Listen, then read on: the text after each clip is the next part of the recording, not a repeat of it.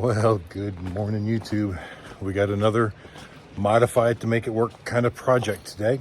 So I want to clean up our driveway. We've had a lot of rain and it's a mess.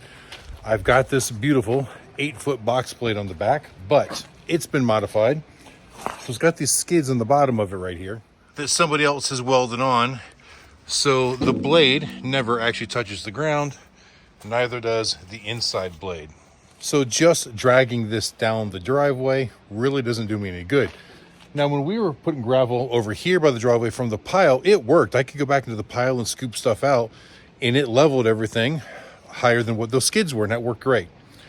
But on my driveway, I really need to dig it up. And typically, we would be able to put scarifiers in here. They would dig into that gravel, break it all up, and then the box blade would level it all out. But I don't have the scarifiers for this. But I have this other box plate here that's one of those convertible ones. I don't remember what the actual name for it is. So you see this one basically is a box blade. No place for scarifiers up here. However, the scarifiers are on the back side of it. So the idea is you pull a lever, these locks pop up.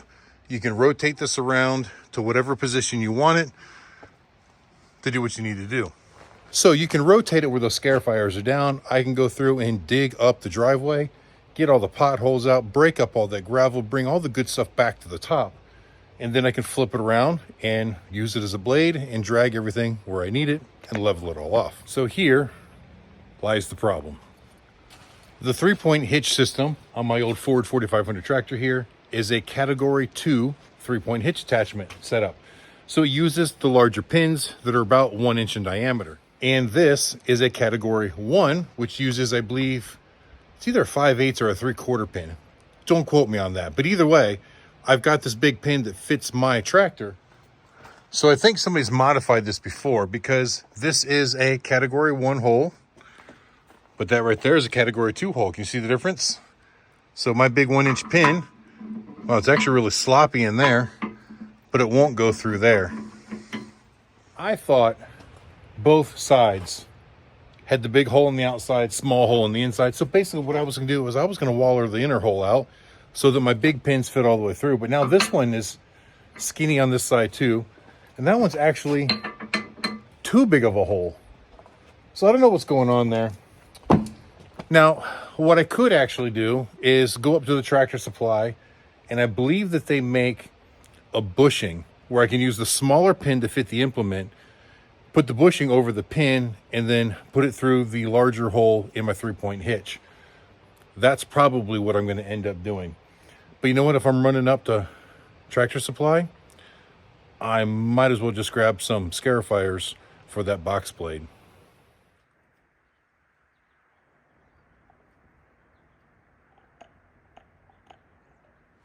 All right, guys, it's been a couple of days now, and I don't know if I got you all caught up, but in the process of trying to figure out what was going on with that other implement, I decided I'm not going to grind those holes out.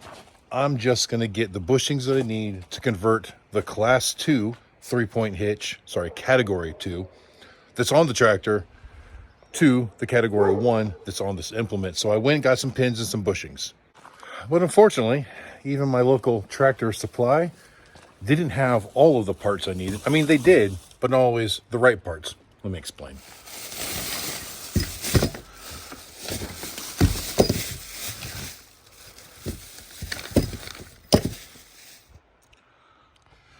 So I only needed 1 pin, so I went ahead and picked one of those up.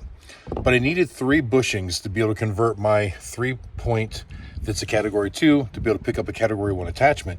So they make these sleeves and they just slide right over top of the pin.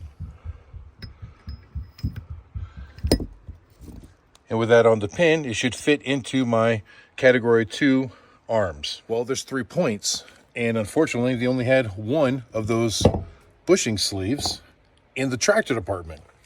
But over in the hardware department, they had these sleeves. They don't have the gold coating on them. And by dimensions, they are the same. However, they don't quite fit the same. So you see when I try to slide it on, it goes on a little ways right there, but then it stops. I mean, it's trying to go all the way through. So I may just need to deburr it or something to get it to go through the rest of the way. And if that works, then I'll be able to put a Category 1 attachment onto my Category 2 tractor.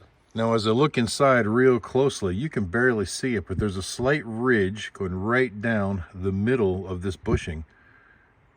And if I take my pinky finger and I slide it in there, I can feel that ridge. So I'm willing to bet, and that's probably about the point at which it stops. So I'm going to try to get in there with a deburring tool and just smooth out that ridge, and then hopefully they'll slide on and off relatively easy. Well, I know you've heard me complain before about the kids using my tools, using my equipment, and either not putting it away where I can find it or putting it away broken and not telling me about it. Well, got another case of it today. So I was going to try to clamp this in here and run this drill bit through just to kind of deburr that little lip in there. So I get the paddle bit, which not the bit I want to use, but it's the only thing I've got handy that's 3/4, so I figured I'd give it a try. Machine's plugged in, switch is broken. So now, can't even turn it on. Absolutely drives me crazy. And I get that things break sometimes, but they should fix it if they can. And if they can't, they should at least tell me that it's broken so that I can fix it before I need it again. Well, it was definitely a little sketchy trying to use a paddle bit to bore it out, but it worked. So you got some metal shavings there, but I had to keep it extremely straight. Any bit of off center or not exactly straight, it wanted to grab it and just throw the thing out of my hand. A little dangerous. Don't try this at home. Ideally, a 3/4 inch drill bit, a regular spiral drill bit, would have been the best option, but I don't have one here, and I was trying to avoid going up to Goliath to get the right tool. But I think that worked. It slides over now, at least until it hits the sticker that's on the shaft, but that can be easily removed. Well, so now you can see I'm also a makeshift machinist. No, definitely not the way a machinist would have done it, but I got it working, so let's give it a try. So let me clarify. The reason I am trying to do this is because I need to fix my gravel driveway. Our gravel driveway is about 450 feet long, give or take. And it's been a good year since I've done it, since, in fact, so the first project we tackled when we brought the tractor home last year. However, I did it solely with the bucket. And this is a pretty hard packed driveway. So the bucket was difficult to be able to scoop things up, back drag, fill the holes. It didn't really fix it the right way. Now, it's much better than it was. But over the year, it's starting to get worse. We get some potholes again. So you've got a small one there. And there's quite a few right here and there and there and there, and they just keep going all the way up till we get to the access road. So with a good box blade, this job should be much faster and easier than doing it with the bucket. However, the box blade I have does not have scarifiers on it, and somebody in the past welded like 2.5 inch skids to the bottom of it, so the blade won't cut at all. It's great if you had a pile of gravel and you're just trying to kind of drop the box into it and drag some stuff out. It levels everything pretty nice to that 2.5 inch thickness. But for what I need, I got to get in there and dig this stuff up. So it just doesn't work. I know the simple solution would be to just put some scarifiers in it, but nobody in town has scarifiers. And I hate to say it, the ones at Tractor Supply are stupid expensive. They wanted $60 each, and they need 6 of them. You do the math on that. It's pretty pricey. So this box blade is 8 feet long. So it would work perfect on this driveway because the tractor is a little over 7 feet wide. And the implement we want to use, now this is one of the Gannon Earthcavaters. So it's a roll type box. So I can roll it down and get the teeth to engage and tear it all up. Then I can flip it back to the box blade position like it is right now. And I can level everything out. Now this one is only 60 inches, so it's probably not the right configuration for this tractor. But until I can get some scarifiers here for the box blade, I wanted to try and see if I can make this work. Now, to add insult to injury, the other day when we were messing with this, I started to have some issues with the 3-point hitch. I think the hydraulics are going bad on it, or the pressure relief valve or something like that, because sometimes I can get it to come up, other times it won't come up or it's really slow. I started playing with some of the selector knobs that are down here on the side, and I can wiggle it and get it to reactivate when it's giving me trouble. So this project still may not go very well, but we're going to try it anyways, just because I've got nothing else to do today. Actually, I got plenty to do, but this is really what I want to do today. So if it works, great. If not, we'll find something else to do. So now we're going to get this tractor fired up. I got to drop this implement somewhere, and then we'll try to hook this one back up again and see how it goes.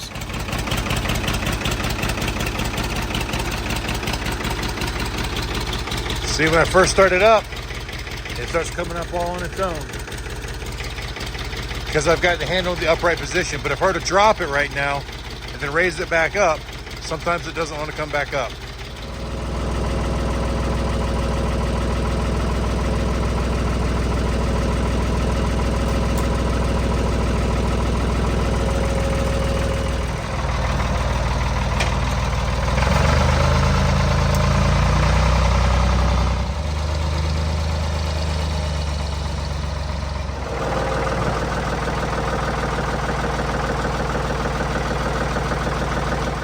Well, my well thought out plan still isn't working the way I wanted to. The bushings are actually still a little bit sloppy in my 3-point hitch. Move them around, I can live with that. But they're also a little bit too long to fit between the brackets on the implement. So I'm gonna have to go grind them a little bit. Now on my top link, that bushing fits very, very nice. It's the same width. That is perfect. But down here you can see, I put that in. Still got a lot of play in that. So that should be 1 1/8 inches instead of 1 inch, I think. But the big problem is they don't fit this way. They're close, but just not quite. All right, so a quick slice with a cutoff wheel, a little smoothing out on the bench grinder, then hit it with the wire wheel. Took about 1/8, maybe 3/16 of an inch off. Truth is, I didn't actually measure it. I just guesstimated. This doesn't have to be perfect. Just got to get it close. So when installing a 3-point implement, there's typically 2 ways that it happens. The implement will have pins that are bolted onto it that just kind of stick out. And that's the easier kind, because all you have to do is pick up that lift arm, line it up with the pin, and slide it over. And then you drop your securement pin in there to keep it from coming off. The other type, which is what I have here, is where the implement is actually got 2 brackets, and your pin has to go between them and slide through the implement arm. So they're basically, the pin isn't attached to the implement. This is a lot harder to do because now you have 3 different surfaces you have to line up. And in my case, with these bushings, it makes it even harder, especially because the bushings are so loose and sloppy in there. So my little ghetto fix, I'm going to wrap them with tape just enough to make them kind of stay in there. Because what's happening is, as I'm trying to move these arms around to line everything up, those bushings just keep falling out and hitting the ground. I get one in one place, I go to the other side, then this side falls out. It's just, I'm fighting with it. So a little bit of tape, act as a secondary bushing on the bushing. I'm going to bush the bushing. How's that? Now I didn't count exactly how many wraps it took, but there we go. It's not in there tight. It's just enough that it won't fall out, but I can still slide it out if I need to. So now we can do the other one, get in the other side, and then maybe, just maybe, we can finally get this thing hooked up. All right, both bushings are now in place, but as you can see, I don't quite have my implement square, so I may have to just manhandle this. Now they make quick hitch connectors out there, but with me having category 1 and category 2 attachments, don't know that it's the best bet for me. Maybe we'll consider it in the future, because then once this is all set up, you literally just have to back in, raise the 3-point to grab it and hook it, drop a couple locking levers down. It does make it a lot simpler, but going between the 2 different size implements, not so sure. Maybe I could use it just for the Cat 1s, because I think that's all they make it for.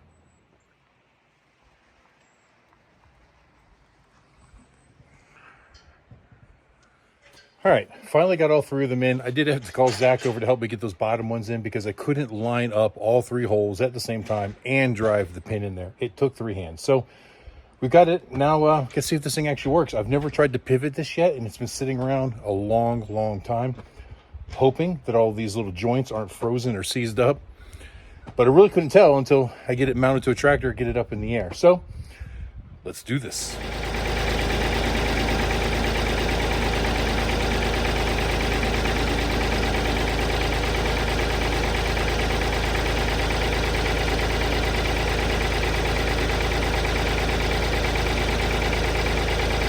Well, as you can see, it picked it up, but watch the hitch. It'll twitch. It goes up, it loses a little pressure, and then it'll go up again. I think that's signs of a weak piston or a weak pressure relief valve.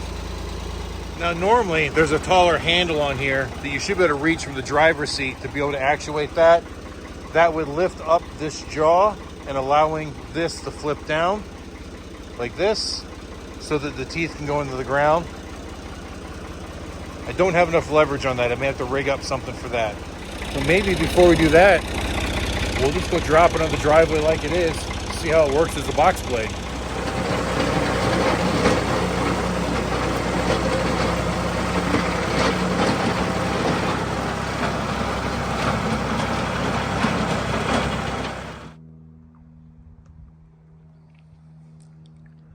So just a single pass about, I don't know, I guess a third, maybe half of the way down the driveway. It's taken off the high spots, but mostly taking the crown out of the center, which I really don't want to do. So I've got to play with this a little bit to get it set right. It's definitely moving some material, and there's a lot of sticks and dirt and crap on top. What I may actually do is, before I do this, go get my backpack blower and blow as much of the sticks and the leaves and everything off to the side the best I can. That way it doesn't just try to mix it right back in with the gravel. But I do think I need to get this rotated around so that I can use the rippers or the scarifiers to actually get in there and dig up those potholes. I can fill them like this, but it doesn't really fix the problem, I guess. So, I don't know. See what we're going to do. I got stuff. Oh, thorn. In my face. Not exactly graceful, but Zach came home and decided not to wait for the gate to open, so he woodsed it. Well, that took a lot longer than I thought it would, but as you can see, I hit everything with the blower and moved everything pretty far away. It's hard to believe how big my driveway actually is now that all the leaves are gone.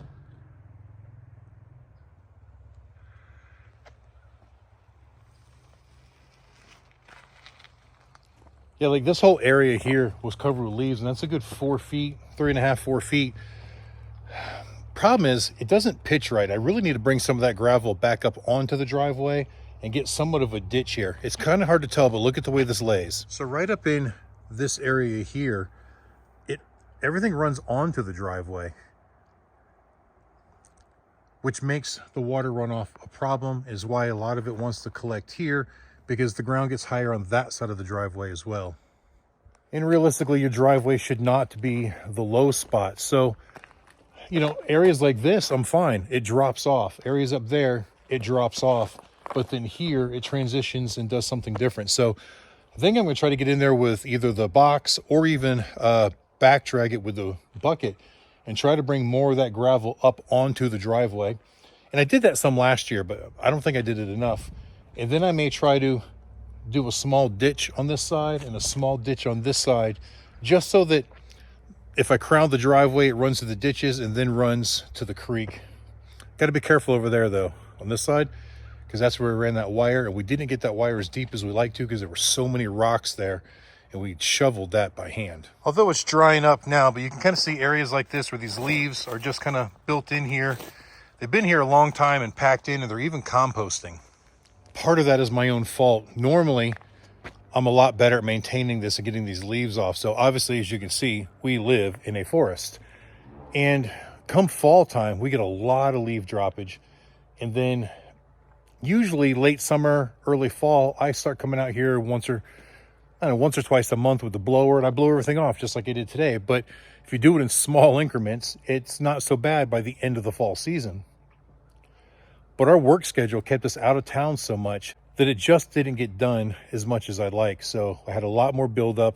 In the last couple of weeks, we have had so much rain that it just kind of packed it in here and composted it and just made a mess. But it's really important to get all that organic material off here because it just turns to mush and it's just going to kind of swallow your gravel and make the ground mushy. So I didn't want to mix it back in. That's why I try to blow as much of it off as I can. And you can't get it all. There's always going to be some here. But the more of it I can get rid of, I guess the more solid I can make the driveway. If you look here, again, in the camera, it's hard to tell, but the driveway goes uphill right there until it meets the road. So you see that one side of the lane gets a lot of washout right there. So I need to try to ditch it so that as it comes down here, it's terrible. So as it comes down here, get the water to run off this way rather than coming down the driveway. Once it gets here, it'll run off into this hole pretty good and then right over into the next pond. All right, well, let's get back to seeing if we can rip this driveway up, and if we can, we'll move forward. So it looks like I'm gonna have to weld an extension onto that handle, give me some better leverage, but I was able to unload it and grab it with a big pair of channel locks, release the lock, and it spun around. It's locked in, so let's see if we can drag this thing out.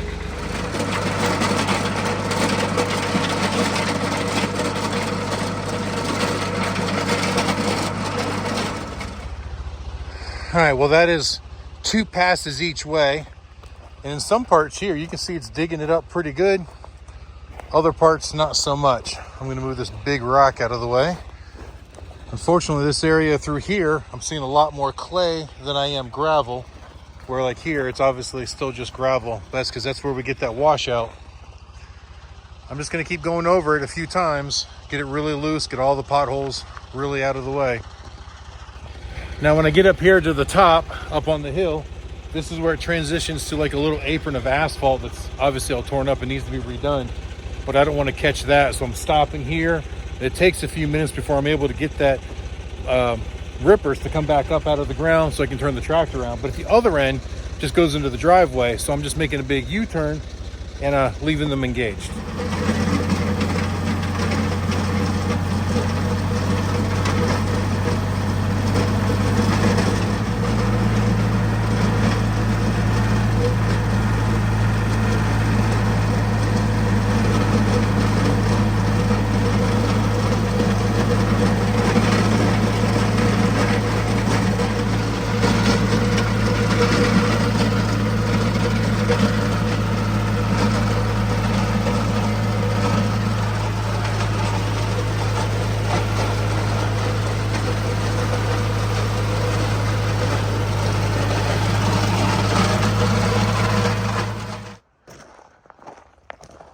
All right, so I have made a good 10 or 15 passes through it, different lines every time to really get it all churned up. Now, one of the problems I'm having with the implement not being as wide as the tractor is that it is a little tough getting along some of these edges here. Like you see, there's still a little bit of gravel over there that I just couldn't quite get to because obviously I'd have to have the tractor into the tree in order to get the implement to get it. So what I may do now that this is all broken up is I may back into some of these areas and drop the box down and then try to break some of that up. I want to get some of that that's out there on the edge back over into the center of the driveway.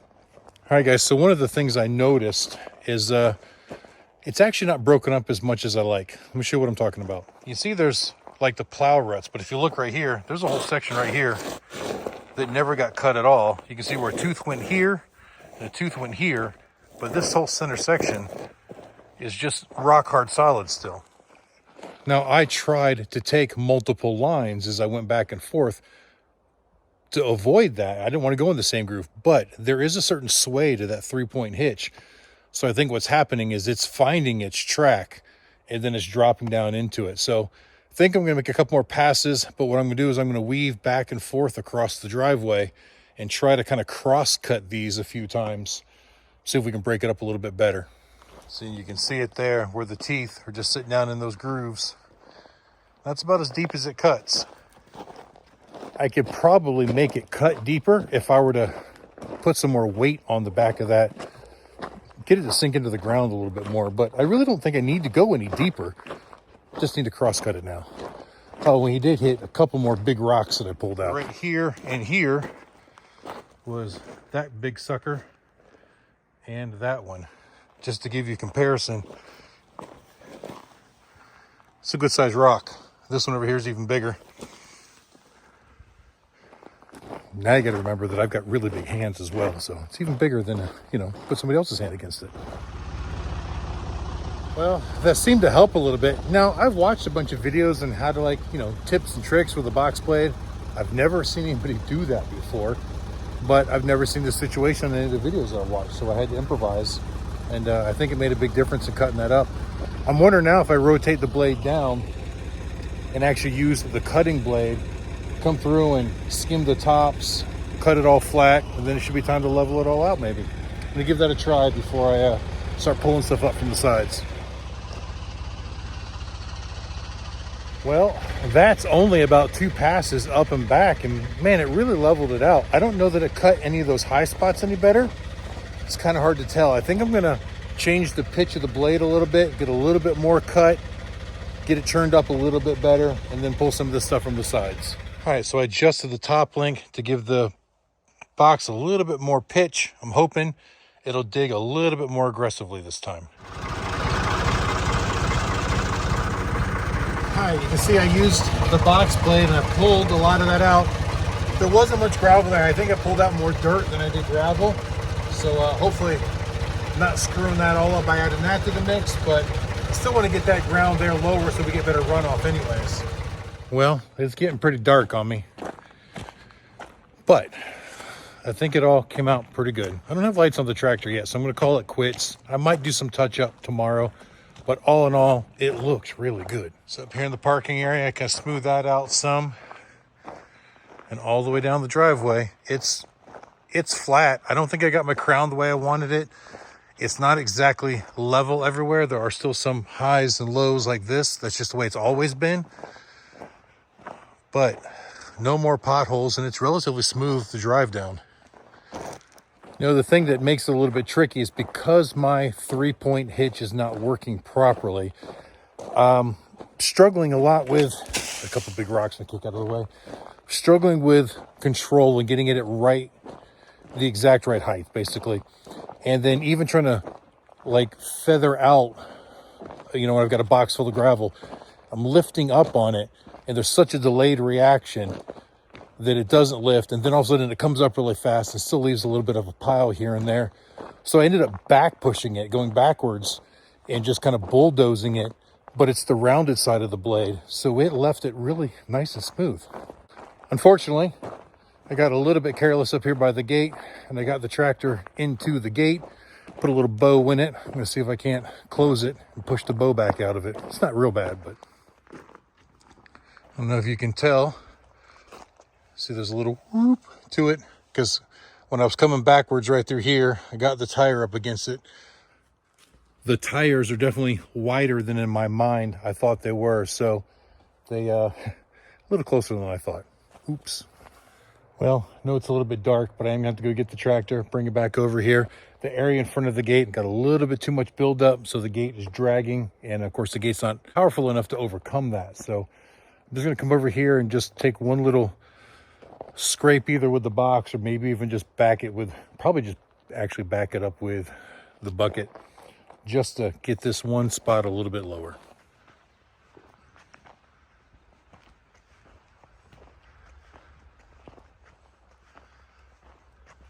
Well, now that the sun has come back out, I can see my work, and it's not perfect, but all of the potholes are gone, and it's relatively smooth to drive down. It's still not perfectly flat. There's kind of some waves in it, which we're not on flat ground. It's never gonna be perfectly flat, but you can see I did carry a bunch of material up to fill the washout up here. So that's nowhere near as bad. Now, some of the trouble I was having is because of that 3-point hydraulic issue I've got. It's really hard for me to find the exact spot to keep that box right where I wanted it. So, and it's mostly because there's a delayed reaction. So as I'm dragging material, I really want it to fall to the low spots. And then there's times that like I don't want to carry a whole bunch of material somewhere. So I try to pick up on the box a little bit and let some out so I don't end up with a huge box full down at the end. And the controls in that are so delayed and hard to get just right that did make me struggle. Like I said, there were times where I needed to carry material up there, and that was great. You saw I had a little bit too much here at the gate, so I had to come back and drag a little bit out because the gate was dragging. I probably really need to raise that gate up a few inches. But all in all, it is so much better than what it was. The other issue I'm having is you see these stones here? I've got a bunch of relatively large stones and a couple really big rocks that I'd catch with the box, and then it would leave a gouge in my nice flat surface. Like here's a couple right here. So you see those rocks there are relatively large, and you can almost see the trails that they left. A couple more right there. Some of them I found I'd kick off to the side when I could.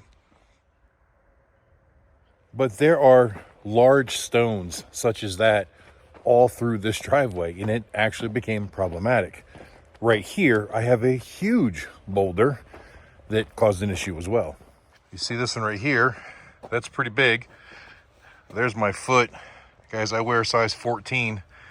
So that's definitely not a small rock. And now it's right there on the surface where it was below the surface before. So I'm probably going to go ahead and dig that out and get it off to the side, use it as more of a decorative border, fill some more material back in there. But what would be perfect is once you get rid of all these big rocks, and it may take a time or two to get rid of all of them, and I do plan on bringing more material in here and building it up another 3 or 4 inches. But then what would be perfect is just like a land plane type device, something where I'm not really carrying material back and forth, just cutting the tops and redistributing, and be a lot easier to keep it level. I think Joe has something over at the shop that may work. It's pretty big. It'll only take a couple passes on here to make it happen, so I may go get that and do that in the future. But for now, I think we're gonna end this video. It's probably been plenty long, especially for something that wasn't even gonna be a driver repair at the beginning. We were just trying to make an implement work, but then we wanted to use the implement, so that's how it went. Anyway, guys, I want to thank you for watching. Hope you enjoyed it. And till the next time we see you, keep those engines running.